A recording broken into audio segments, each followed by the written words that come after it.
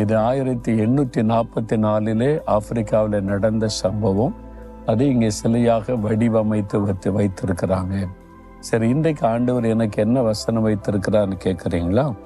2 கொரிந்தியர் 1:10 கர்த்தர் எங்களை தப்புவித்தார், இப்பொழுதும் தப்புவிக்கிறார், இன்னும் தப்புவிப்பார் என்று அவரை நம்பியிருக்கிறோம்.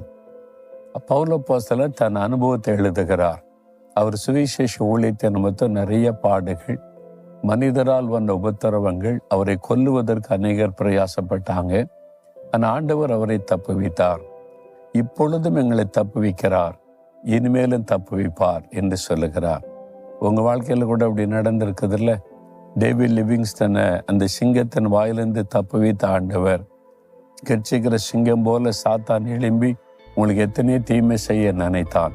பொல்லாத மனிதர்கள் எழும்பி உங்களுக்கு தீமை செய்ய நினைத்தாங்க.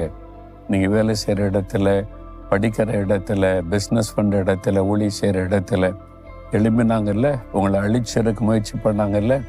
எப்படி இன்னைக்கு உயிரோடு இருக்கீங்க? கர்த்தர் தப்புவித்தார். அந்த பொல்லாதவர்களின் கைக்கு உங்களை கர்த்தர் தப்புவித்தார்.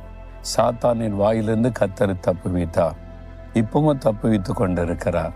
தினந்தோறும் போராட்டம் தானே, எவ்ரிடே. ஒவ்வொரு நாளும் நமக்கு போராட்டம், பிரச்சனை, நெருக்கம் தான். ஒவ்வொரு நாளும் அவர் தப்புவிக்கிறார். இனி வர்ற நாட்களில் என்ன இந்த போராட்டம் முடிவு பெற போவதில்லை. மரணம் வரைக்கும் போராட்டம் இருந்து கொண்டே தான் இருக்கும், உபத்திரம் இருந்து கொண்டே தான் இருக்கும், சாத்தான் போராடி கொண்டே தான் இருப்பான். ஆனால் கடைசி வரைக்கும் ஆண்டவர் தப்புவிக்கிறவராக இருக்கிறார்.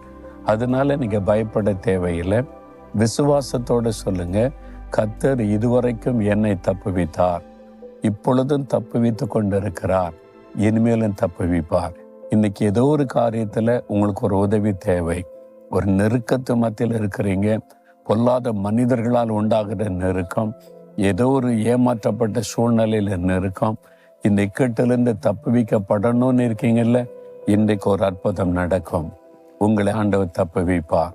கடைசி வரைக்கும் தப்புவித்து நடத்துவார். சொன்னு போகாதுங்க, பயப்படாதுங்க. நீங்களும் பவுல் அப்போஸ்தலரை போல சொல்லலாம், டேவிட் லிவிங்ஸ்டனை போல சிங்கமே வந்து தாக்கினாலும் ஆண்டவர் என்னை தப்புவிப்பார் என்று சொல்லி மகிழ்ச்சியோடு சொல்லலாம். இன்னைக்கு சொல்றீங்களா விசுவாசத்தோட? ஆண்டவரே, நீர் என்னை இதுவரைக்கும் தப்புவித்து நடத்தினதற்காய் ஸ்தோத்திரம். இன்றைக்கும் இப்பொழுதும் இந்த சூழ்நிலையிலும் என்னை தப்புவித்து கொண்டே இருக்கிற அன்பிற்காய் ஸ்தோத்திரம். இனிமேலும் என்னை தப்புவிக்க போகிறதற்காய் ஸ்தோத்திரம்.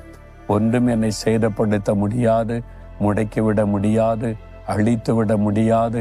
என்னை தப்புவிக்கிற கர்த்தர்